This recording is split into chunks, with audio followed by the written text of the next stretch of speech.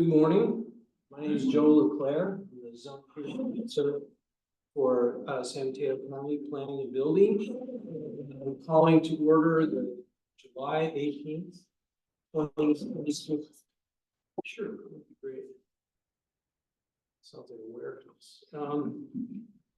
The July 18th, 2024 meeting of the zoning hearing officer. And we'll be, I want to let everyone know we're here at 455 County Center in room 101 in Redwood City. And we're also accessible live via Zoom. So let's begin with the Pledge of Allegiance. Pledge allegiance to the flag, wherever it is, the United States of America, and to the republic for which it stands, one nation, indivisible, with liberty and justice for all. All right. So the first item on our agenda is public comment. So if there's anyone here or on the Zoom who would like to provide some public comment for items that are not on our agenda, you may do so now by, if you're on the Zoom, please raise your hand so that Ted can explain to you how to provide that comment. And if anyone here would like to provide public comment, you can do so by filling out a speaker card. We don't have any public comment. No raised hands. Okay, very good. So we'll move on to our regular agenda. And item one, Ted, can you please read that into the record? Owner ENC Holding LLC, applicant Victor Vargas Rosas of AV Collision, file number PLN 2024-00123, location 880 Street Avenue, North Fair Oaks, APN number 054-083-190. Great, thanks. And so Camille Leone of the staff is going to present this to us, and she'll explain what this project is all about. Okay, let me share. Good morning, Mr. Leclerc and staff.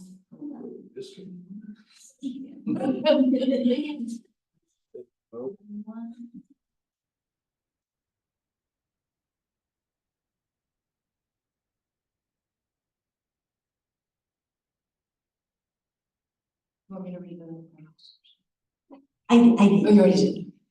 The slide. So the project's at 880 Sweeney in North Fair Oaks. It's an existing building.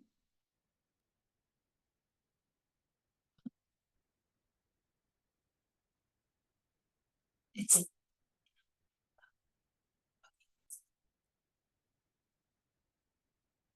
all right. The zoning is M1 NFO. Parcel size is 6,500 square feet. It's already developed. It's urban. The surrounding land uses are commercial and manufacturing. Next slide, please. This is the front of the building on the right. It's vacant. The tenant had signed a lease a few months back, but was unable to proceed with the auto body shop use due to the need for a use permit. So that is why, as required by the district.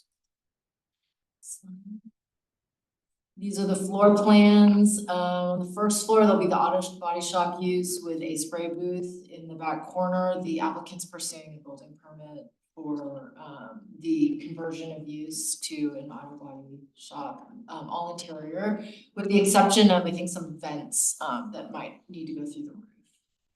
Also on the second floor, there's a large open to below area as well as some rooms. The floor plan says bedrooms, but for later in the presentation, I'll explain that that'll be removed from the description. And there's also some parking along the driveway, as you can see in the first floor.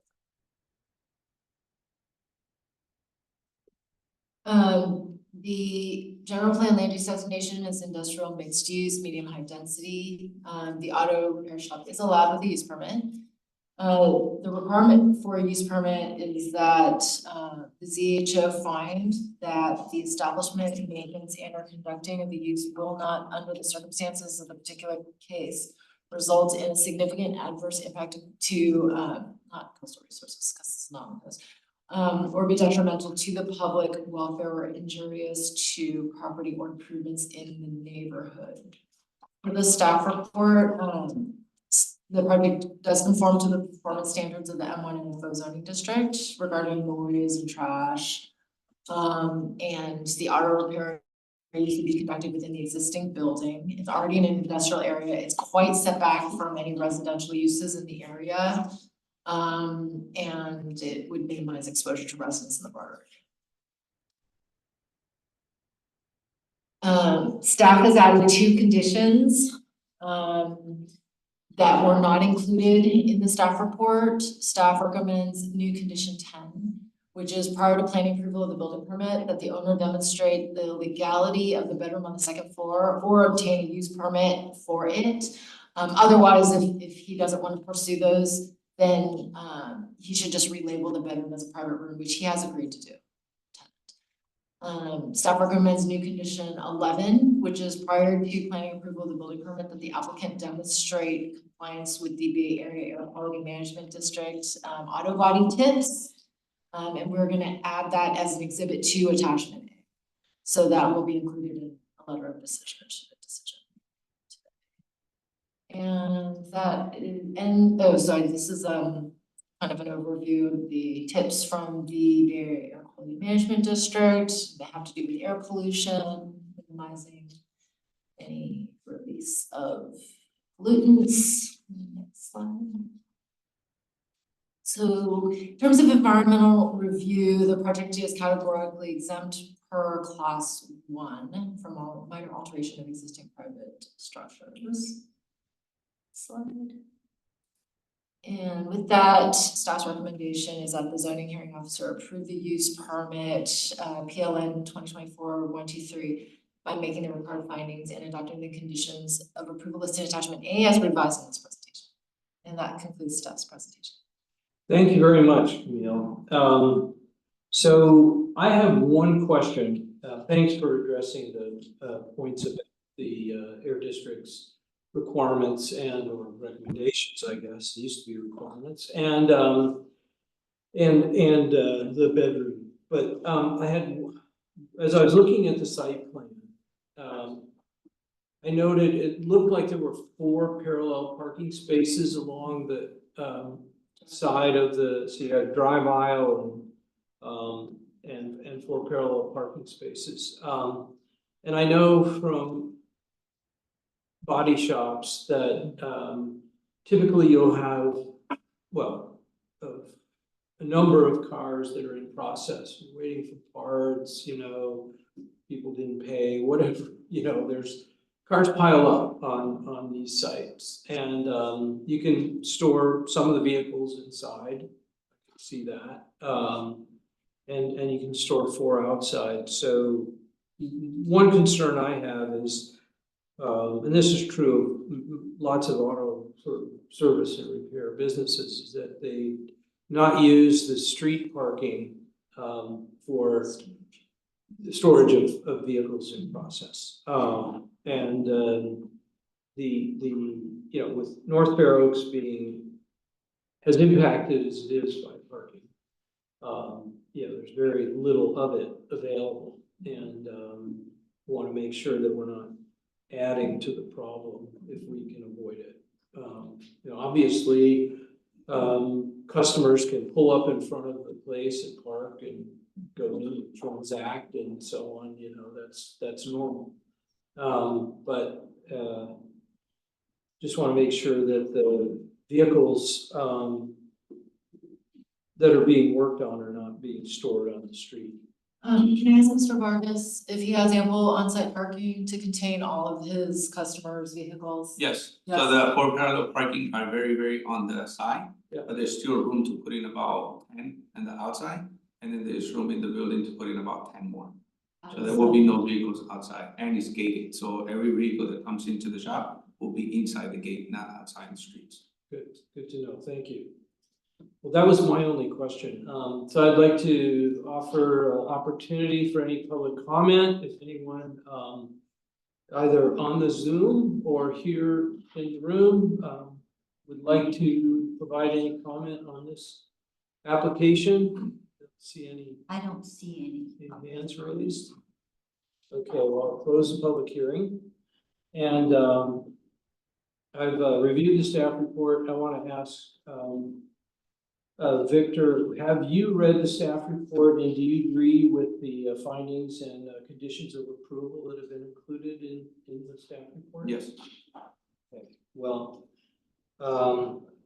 then pursuant to the findings and subject to the conditions of approval in the staff report, I'm approving PLN case 2024-00123.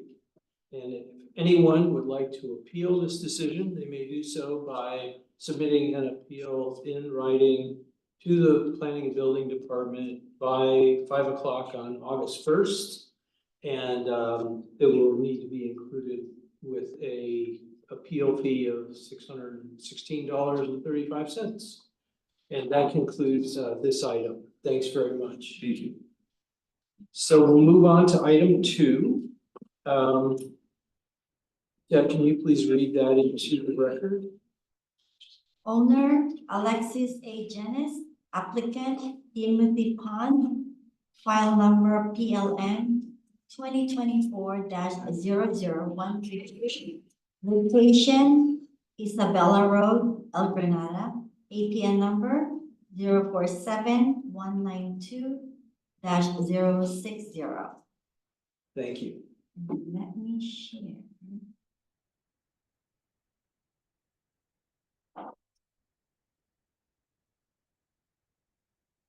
So you got this one? Yes. Thank you, Ted. And for the record, my name is Luis Lopete, planner with the County of San Mateo. So this item is a consideration of a coastal development permit and a certificate of compliance type B for the legalization of a 7,800 square foot parcel that's located on Isabella Avenue in the unincorporated El Granada area of San Mateo County. And this project is appealable to the California Coastal Commission. So the subject parcel is located on the east side of Isabella Avenue, just north of El Granada Boulevard. The property is in the one family residential district, the residential density district 17 for 5,000 minimum square foot parcel sizes. Also the design review district and coastal development district. And again, the parcel is 7,800 square feet in size. It's in an urban area and it's surrounded by single family residential land uses. Next slide. So the applicant is requesting approval of a type B certificate of compliance and coastal development permit for the legalization of the subject parcel. And there you have the APN map showing the location of the parcel. So the LCP policy 1.29 requires a coastal development permit when issuing a type B certificate of compliance for properties within the coastal zone. So the county's first subdivision regulations requiring subdivision permit for parcel creation went into effect in July 1945. So upon staff's review of the chain of title for the property, it was concluded that lot 37 and block 16, which is the subject parcel, it was conveyed together with the adjacent lots in block 16 until after the effective date of the county subdivision permit requirement. So the first separate conveyance of the subject parcel in its current configuration occurred on September 16 of 1960, and therefore requiring a type B certificate of compliance. And since direct road access to the subject parcel exists and water, power, and sanitary sewer services are available, there are no special conditions of approval that are being applied, but rather the recommended conditions of approval 1 through 4, they're standard conditions that are applicable to all certificates.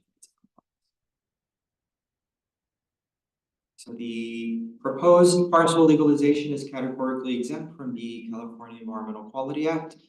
This is pursuant to CEQA guidelines section 15315, which is a class 15 exemption for minor land divisions. And this does encompass certificates of compliance. So I'll read that second paragraph that states, Class 15 includes the division of property, which a certificate of compliance establishing a parcel's legal status can be considered in urbanized areas zoned for residential use into 4 or fewer parcels when the division is in conformance with the general plan and zoning. The parcel size exceeds 5,000 square feet minimum, again, it's at 7,800 square feet. No variances are required and all services and access to the parcel are. So based on project conformance to this criteria, the project is categorically exempt from CEQA. So with that, staff's recommendation is that the zoning hearing officer approve the coastal development permit and certificate of compliance type B, identified as county file number PLN 2024-00133, by making the required findings and adopting the conditions of approval that are identified in the attachment. And with that, I'd be happy to answer any questions. Thank you. I don't have any questions, but I want to open a public hearing and give anyone either on the Zoom or here in the room the opportunity to make a comment on this proposal, this application. Is there anyone who would like to speak? I don't have any. Okay, well, Luis, has the applicant read the staff report and agreed to the findings and conditions of approval? So the applicant is online. Oh, If they can please Oh. answer that question. let's ask them. Thank you. Alexis? Yes, hi, can you hear me? Yes, we Yes. can, thank you. Yes, hi. I'm not sure if Tim is online also or not. So I'm listed as the owner on the applications and Tim Pan is the applicant. He's not online. Who's not? Okay. The applicant, Timothy Pond? Ah, Are you, What was the question? Sorry, that you wanted me to answer? are you authorized to represent the applicant? He is the owner. Yes. Oh. Okay, therefore, have you read the staff report and do you agree with the findings and the conditions of approval it contains? Yes. Thank you very much. Sorry for the confusion. So, having read the staff report, I am ready to approve this project pursuant to the findings and subject to the conditions of approval in the staff report. If anyone would like to appeal this decision, you may do so by submitting a written appeal to the Planning and Building Department by 5 o'clock on August 1st, and accompanied by a appeal fee of $616.35. And that concludes this item. Thank you. Thank you. And thank you. Thank you. Thank you very much. All right. So we're ready to move on to our third and final item on the agenda. And Ted, can you please read that into the record? Owner, Peninsula Golf and Country Club, applicant, Ryan O'Neill, file number PLN 2015-00192, location 701 Madera Drive, San Mateo, APN number 039-501-080. Let me share my screen, or you're gonna, Can you promote me? okay. And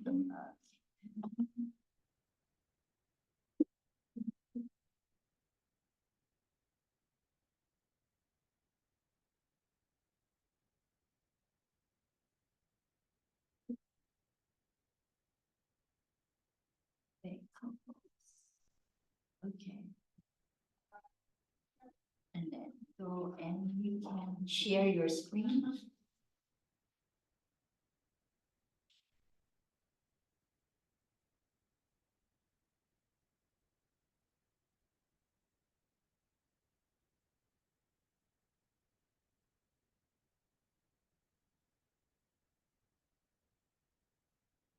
There we go.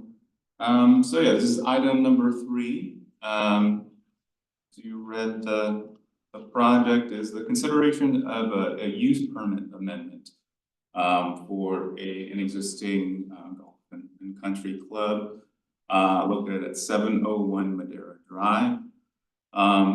The proposed use permit amendment is for the expansion that will add 5 outdoor pickleball courts, occupying approximately 13,555 square feet. The project also includes the removal of 3 oak trees and the relocation of 2 oak trees to accommodate the pickleball courts. Just an overview of where it's located, off the #2 there, in San Mateo. Here is the area of work. You can see there's the golf course, and it's kind of centrally located there next to the existing tennis courts. And here is the site plan that shows the courts along with some seating areas. And here's a view of the tennis court, so it's going to be on that side that we're viewing there. On the distance side. Yeah. So you can see the trees that will have to be removed. It's a little bit down in the hollow. And then- It's not, sorry, can you hold that? Oh, yeah. Just, so is it beyond or is it to the? It's correct, beyond. Right. Yeah, Great. right Yes. next to it. A little bit down. That's the location there. I'm just gonna also view those trees there, going to remove there. So we can talk about the regulations, conformance with county regulations. So the project, as detailed in the staff report, meets the general plan policies such as visual quality park policies, park and recreation resources, urban land use policies. It meets all of the development standards for the RE S10 district. And meets all of the, they have all the required parking that they need for the club as detailed on the previous use permits. And the project will meet the noise regulation standards for the county and will not be detrimental to public welfare. So therefore, all findings can be made for the issuance of the use permit. So this is just some information about the noise and regulation performance.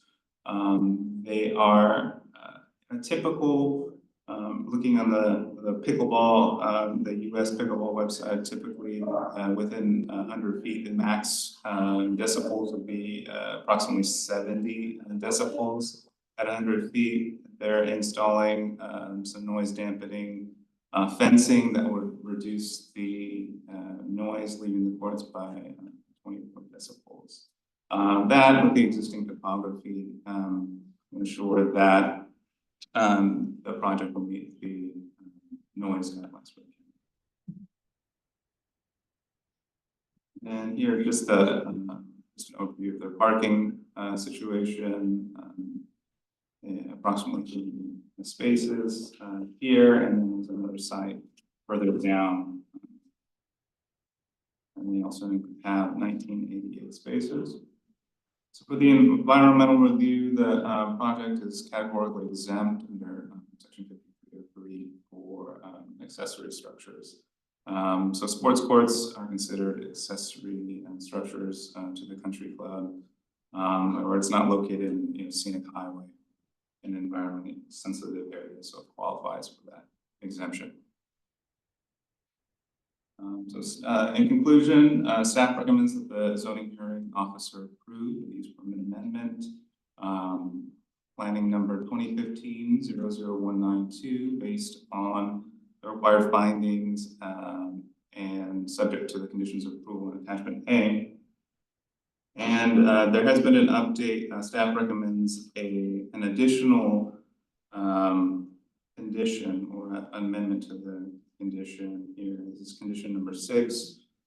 So staff recommends that we add some language that requires an arborist amendment or an arborist a report supplement that details the location of the relocation of the trees along with the new replacement trees and the steps involved in relocating the trees to make sure that they adhere to best practices to ensure that the oak trees are survive.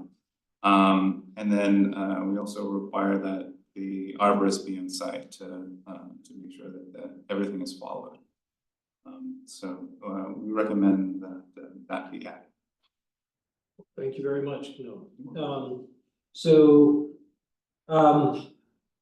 I will now like to, I want to note that we did receive written comments from Randy Waldeck and Ken Pressier, or I'm not sure if I said that right, Pressier, and they were commenting on potential noise from the project as well as concern about removal and relocation of trees.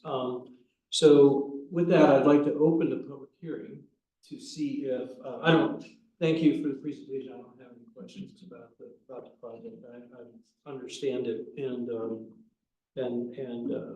yeah, so I don't have any further questions, but I'd like to, if anyone listening in on the Zoom or here in the room, applicants will be given an opportunity to speak after we hear from the public. If there is any public comment. Do you have any answers? We don't have any.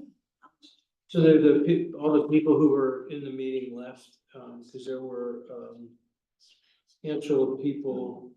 There you go. If anyone on the Zoom would like to provide comment on this project, please use the raise hand function in Zoom to indicate your interest in offering some comments. Yeah, we don't have any public comments Okay, via Zoom and in person. very good. So I want to give the applicant an opportunity to speak to this application if they would like to.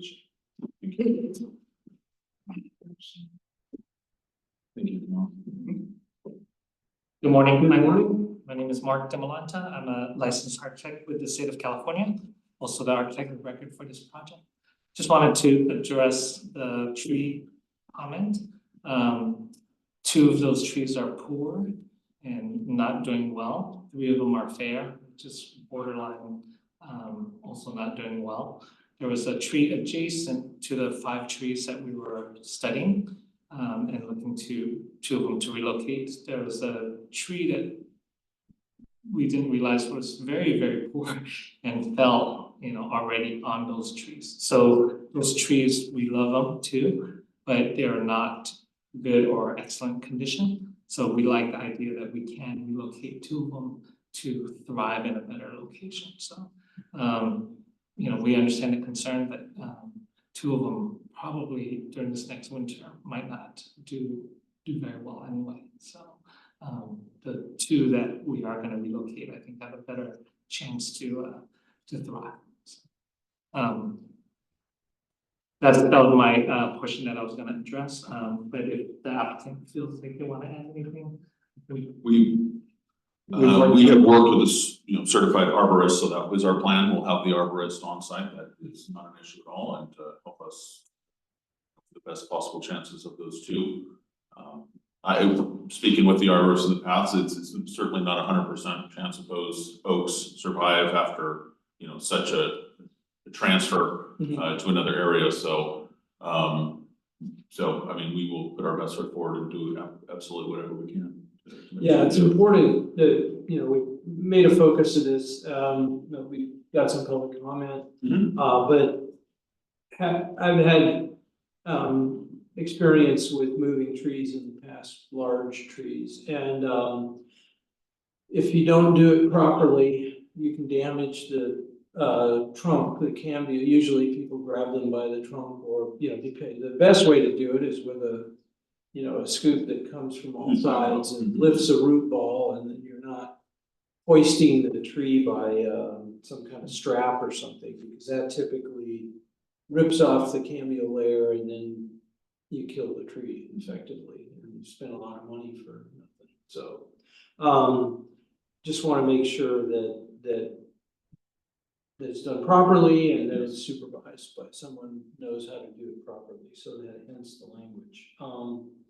Well, I'm gonna close the public hearing, having not gotten any public comment. Thank you for your input, and I've read the staff report. And I wanted to ask, have you read the staff report, and do you agree with the findings and conditions included therein? Yes. Very good. Okay, well, I'm going to approve item 3, planning case PLN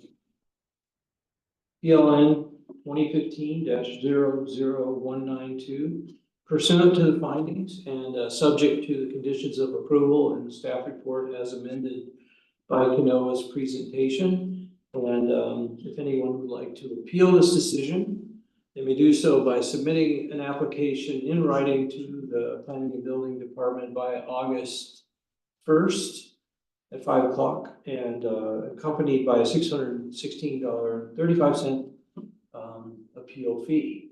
And that concludes our business today, and I'm going to adjourn today's meeting. Thank you all. Thank you all, appreciate it, thank you, Maria.